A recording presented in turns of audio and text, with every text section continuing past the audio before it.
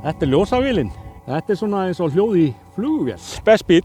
Þetta Nissan X-Trail árgerð 2023. Í þessum bíl fullt af mótorum.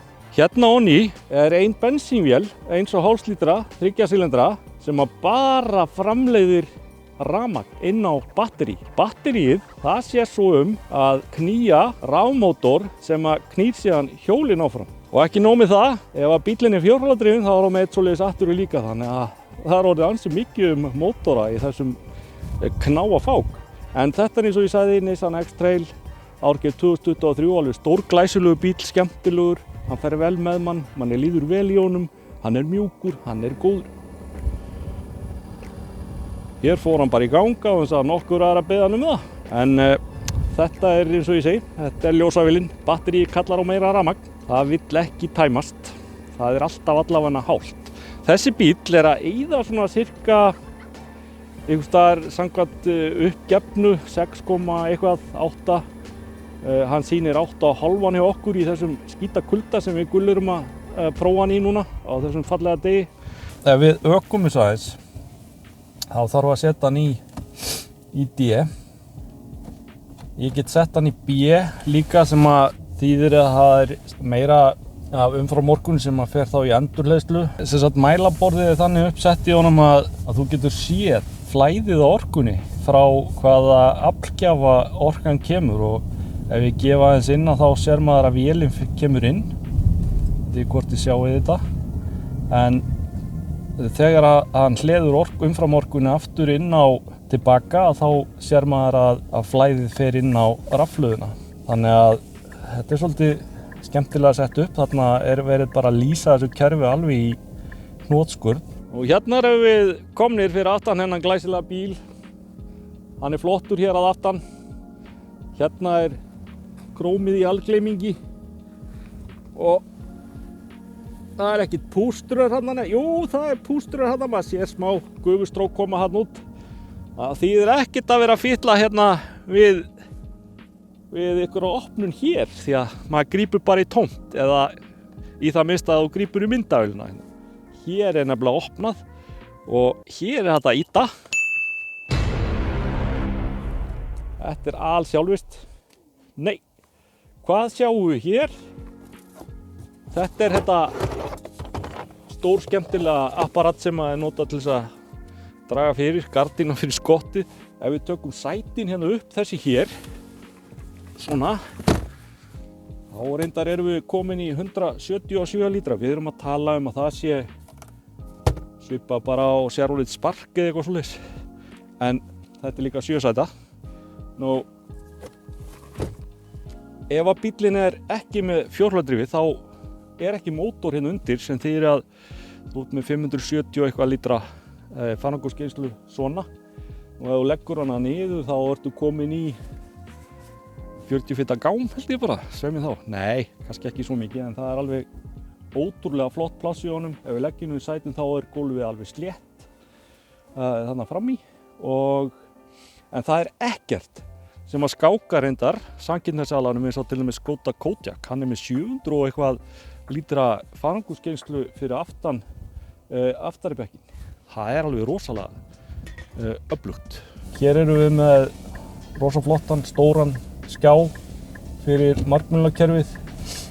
Það svolítið bjart þegar við erum að keyra núna í þessum reynsluakstri sem þýðir að það sést ekki mjög vel á hann hérna núna.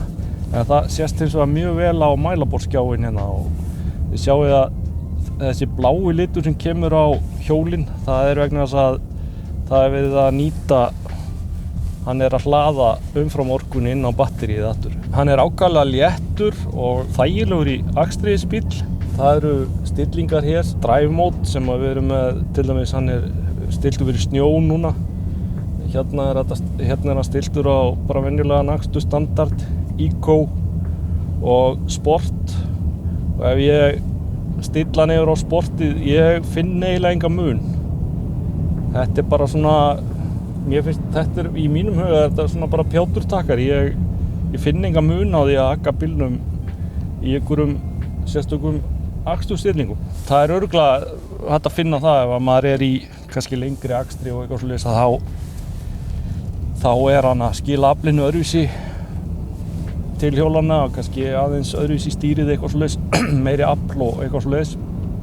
En það ekkert sem að maður að finna neitt sérstaklega fyrir og það síðan takki hérna sem þetta íta á þá heldur hann við niður slóða eða brekkur og eins og nafni gefur til kynna þá heitir þessi bíl Nissan X-Trail og það fjórhjóladrifs slóði í rauninni sem að hann hugsaði fyrir.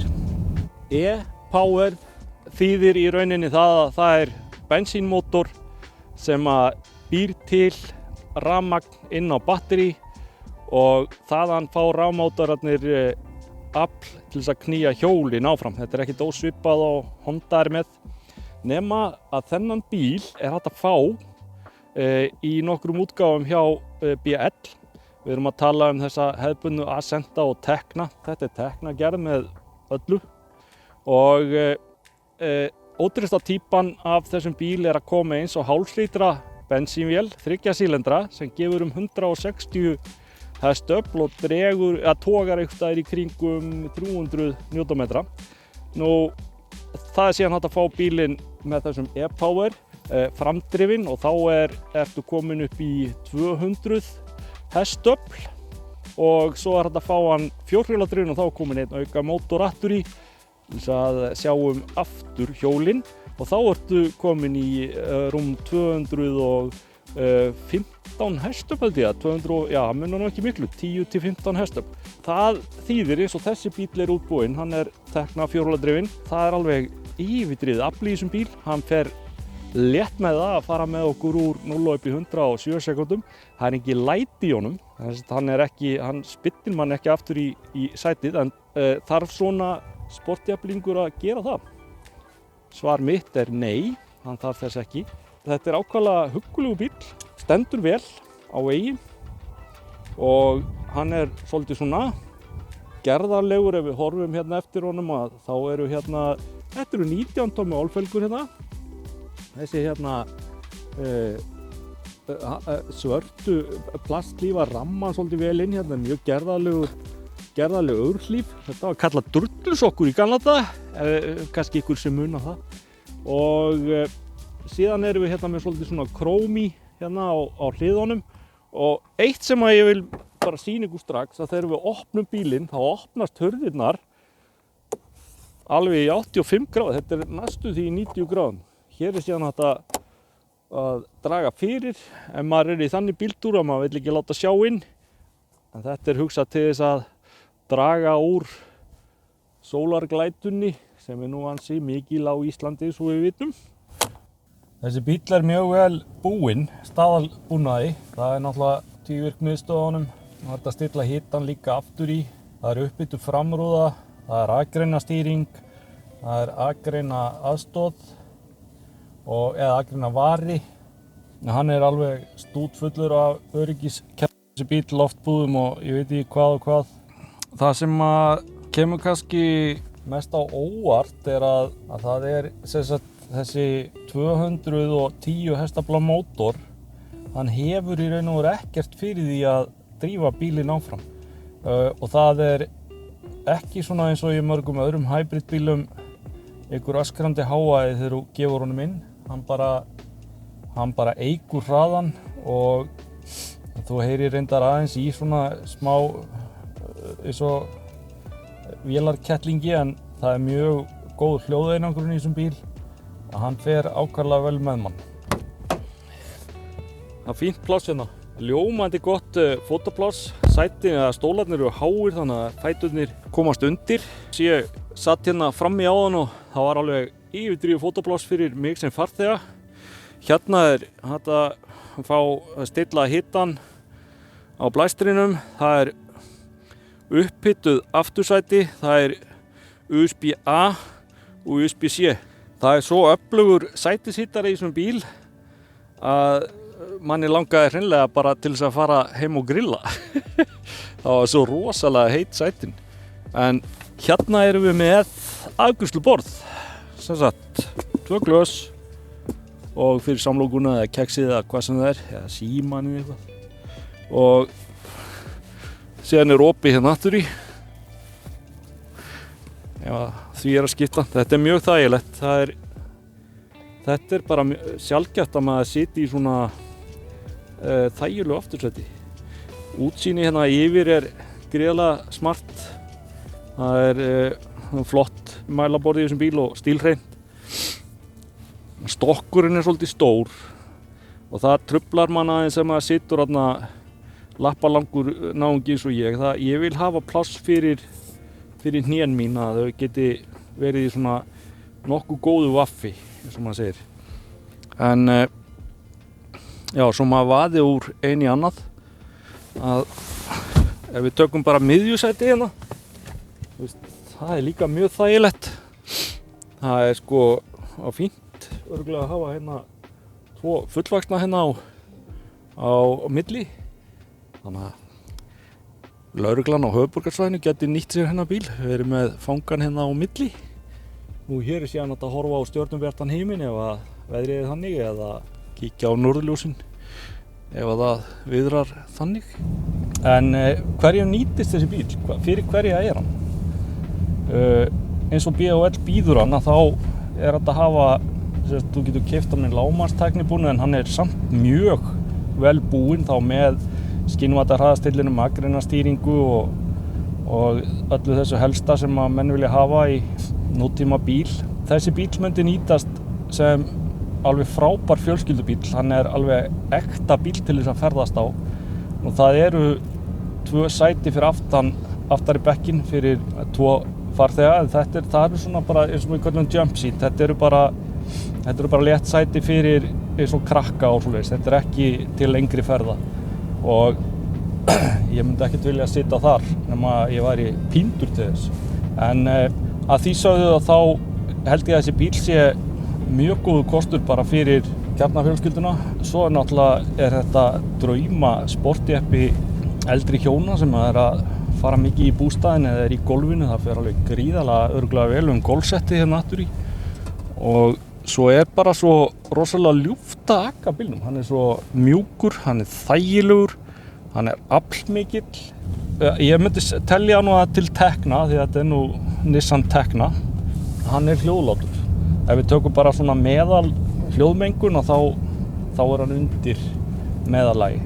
Fjöðrunin ágætt. Ég myndi samt sem áður segja ef þú ferð í talsveit mikið af svona einhverjum ójöfnum eða hólum að þá kannski ráðan síður við það. Ég myndi segja og við Gulli erum sammála það að þessi bíl að skora nokkuð hátt. Helstu samkeppnisaðilar hér eru Kia Sorento alveg klárlega, Skoda Kodiaq og Hyundai Santa Fe, kannski Hyundai Tucson líka, en þetta bíl svona einhvers staðar í þeim flokki. Ég myndi segja hann var í nær RAV4 heldur en Highlanderinn. Highlanderinn aðeins stærri.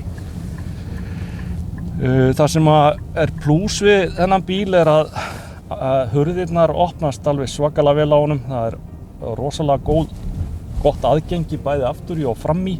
Mínusinn við þennan bíl kannski sá að það algjör óþarfi að tróða svona stórum stokkum hérna á milli til þess að rýra plássi fyrir fæturna vegna þess að þið sjáu það, ég hérna með fótinn hérna í einhverjum panel hérna til þess að opna gluggana á bílnum og svo hérna með og ef ég væri að keyra mjög langa vegalengd þá væri þetta þreytuvaldur og hérna þetta svona mörgum nýjum bílum í dag. Hann flottur hérna, mælaborðið flott á honum, það allt svona solid hérna, þetta alveg pikkfast og lunga mjúk plast alls staðar hérna, þetta Nissan og verðið á þessum bíl sem við erum að prófa núna einhvers staðar rétt 11 milljónir sem ég held að verða að teljast gott fyrir bíl í þessum stærðarflokki og að því sögðu að þá mælum við bara með þessum bíl frá Ingvar Helgasi. Ég mæli með því að þið skoðið hann og metið hann sem góðan kost í þessari sportjeppa flóru.